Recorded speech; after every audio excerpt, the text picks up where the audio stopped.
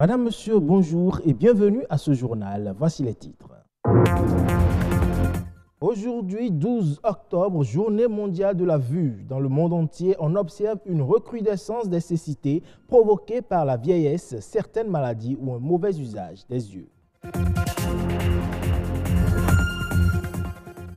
Le gouvernement encourage l'exportation du maïs dont la production dépasse les besoins de la population béninoise. Mais dans les marchés, l'excès de production ne semble pas avoir des impacts. Et enfin, de nouveaux talents artistiques révélés dans le département de l'Atlantique. Zoom sur 2 artistes en herbe dans cette édition.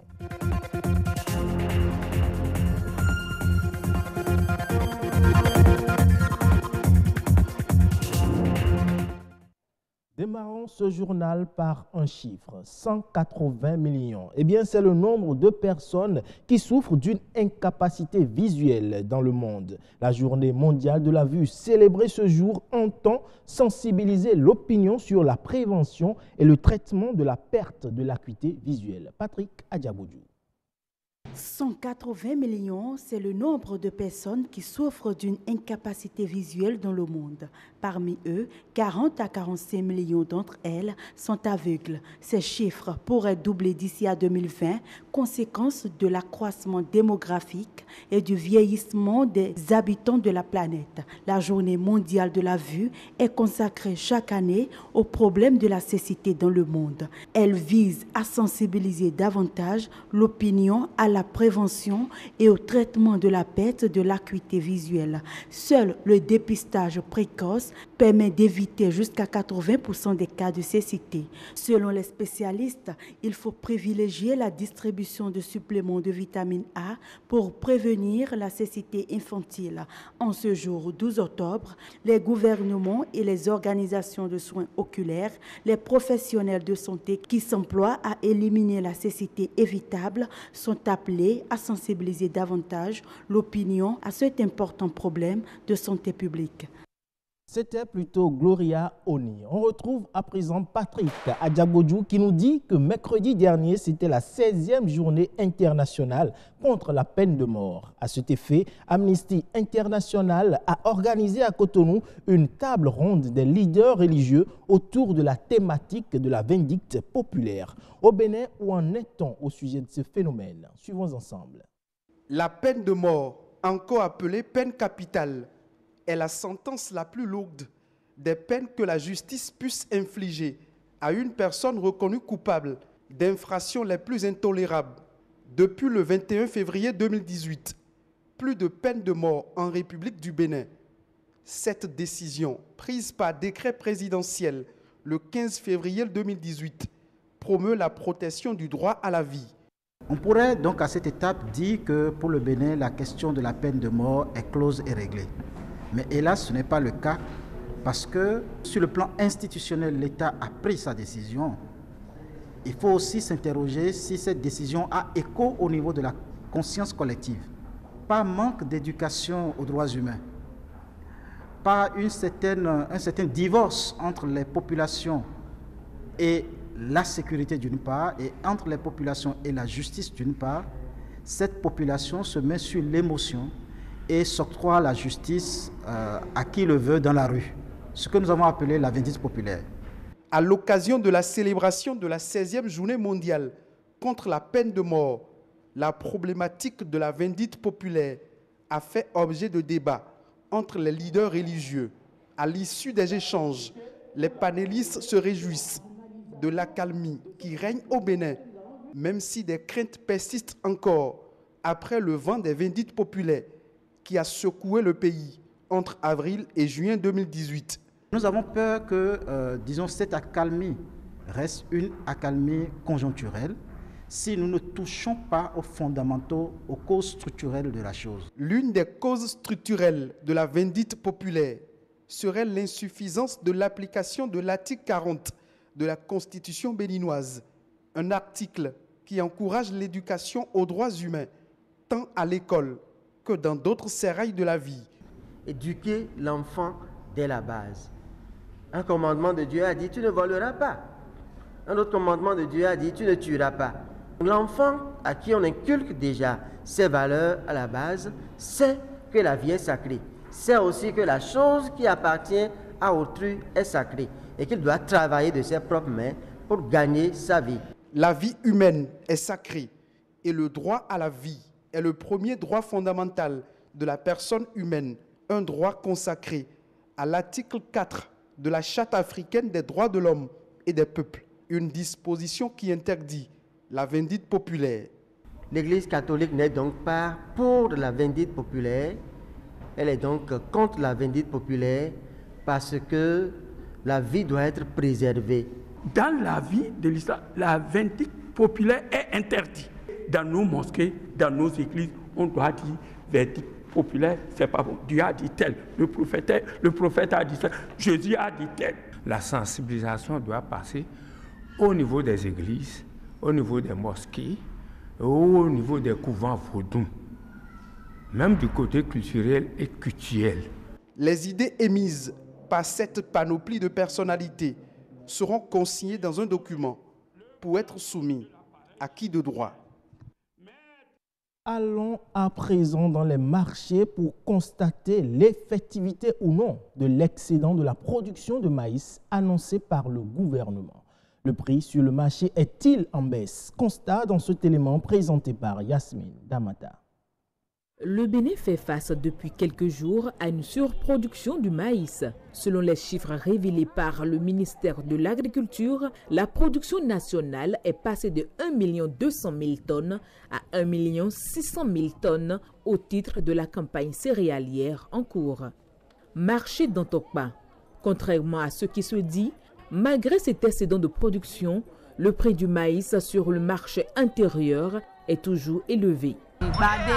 Le maïs était moins cher. On prenait le sac à 15 000 francs. Aujourd'hui, c'est à 22 000 francs. Le maïs de la nouvelle saison, notamment de Hadja, était vendu à 150 francs la mesure.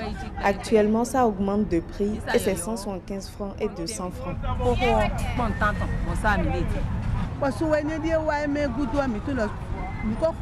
Il y a de cela 2 mois, on vendait le sac à 16 000 francs. On ne pensait plus que le prix allait augmenter. Subitement, c'est passé à 18 000 francs. Et il y a une grande mévente, si bien que le maïs pourrit dans nos boutiques.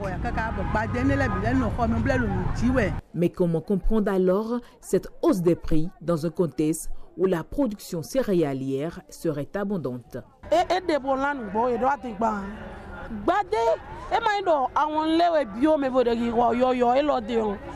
C'est vrai qu'il y a un surplus de production. Si ce n'était pas les Nigérians qui vont s'approvisionner directement chez les paysans, on n'assisterait pas à cette hausse des prix sur le marché intérieur. C'était 10 000 francs, voire 12 000 francs. Mais depuis que les Nigérians viennent acheter, le sac est passé à 18 000 francs. S'ils venaient acheter le maïs chez nous autres revendeurs, au lieu d'aller directement chez les paysans, on n'en serait pas là. Si la production abondante de ce produit vivrier reste à saluer, le véritable problème aujourd'hui réside dans la mise à disposition du produit auprès des revendeuses. Certaines s'étonnent même d'une surproduction. Il y a 2 ou 3 mois, le maïs inondait le marché. Aujourd'hui, ce n'est plus pareil. Il n'y a pas de maïs disponible. L'ancienne saison de maïs est déjà finie chez les producteurs. On attend la production qui viendra du nord dans quelques jours. Cette situation préoccupante laisse entrevoir l'importance de l'écoulement des produits vivriers, mais aussi la régulation du marché.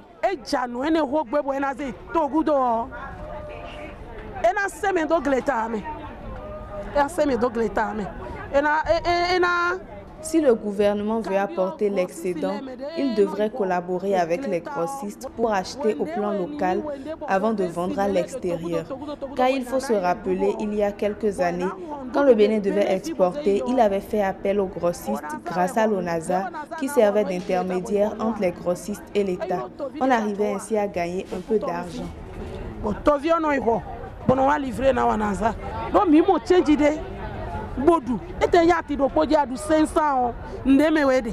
Malgré l'excédent de production du maïs annoncé, Il se pose aujourd'hui la question de la gestion de la filière afin de permettre à tous les acteurs de la chaîne de ne pas subir la dure loi de l'offre et de la demande. Dénicher de nouveaux talents artistiques dans toutes les communes du Bénin pour préparer la relève dans les métiers culturels. Eh bien, la direction de la culture du département de l'Atlantique concrétise à pas de géant cette ambition des gouvernants. À cet effet, un podium dédié aux artistes en herbe a révélé les meilleurs talents dans plusieurs domaines. Retour sur les moments forts de cet événement culturel avec Patrick Adjagoudjou.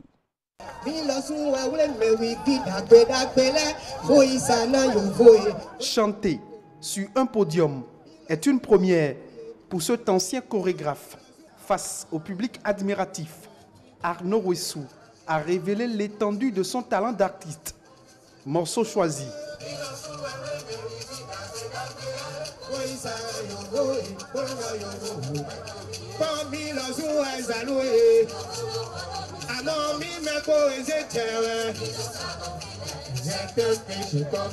Sa gestion de la scène force l'admiration. Son effort vocal le porte en triomphe. Le jury, fasciné par sa prestation, lui décerne le prix du meilleur artiste de la musique traditionnelle. Un sacre qui vient couronner une passion née depuis l'enfance. Au moment où j'étais petit, j'avais commencé par taper des tam-tams. Et après, j'ai commencé par danser un peu, faisais des chorégraphies. Un nouveau départ pour cet artiste en herbe qui ambitionne gravir les échelons de la musique traditionnelle. Je suis artiste parce que c'est un don. Et à partir d'aujourd'hui, là, je serai artiste jusqu'à l'éternité. Même si tout va de travers, et si tout semble être à l'envers, prends courage, persévère. Lui, son timbre vocal a ému un public surexcité. Sa prestance a gagné l'applaudimètre face à ses trois autres challengers.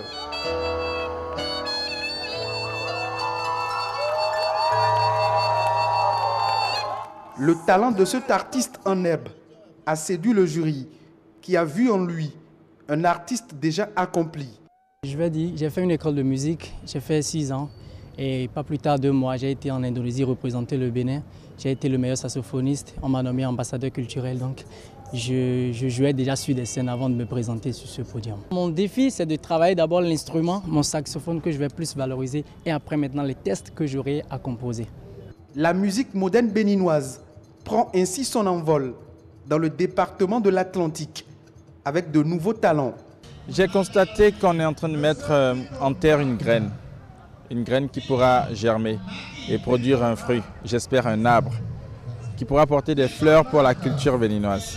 J'aimerais bien qu'il y ait un suivi, qu'il y ait une pédagogie, qu'il y ait une organisation qui permette à ces petites fleurs-là de pouvoir grandir et de pouvoir édulcorer tout le Bénin en fait.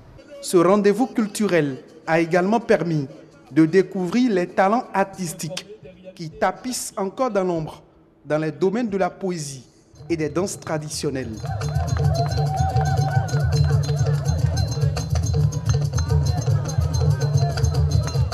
Ici, les talents dénichés seront financés par le Fonds des arts et de la culture pour booster leur carrière, à l'instar des artistes béninois. Nous disposons d'un fonds intitulé Fonds de bonification. Ça veut dire, ceux qui ont des œuvres qui veulent, n'est-ce pas, produire, peuvent peut-être s'approcher des banques. L'État se porte garant de payer tout ce qui est intérêt, n'est-ce pas, à payer par ce dernier auprès des banques. Nous avons un autre fonds qui est là pour accompagner ce que nous appelons la promotion à l'international et la promotion au niveau national. Donc, des fonds sont là pour accompagner ces jeunes. Une vision qui vient ainsi insuffler un nouveau souffle au patrimoine culturel immatériel du Bénin. Merci pour votre aimable attention. Retrouvez-moi tout à l'heure à 19h45 pour le journal du soir.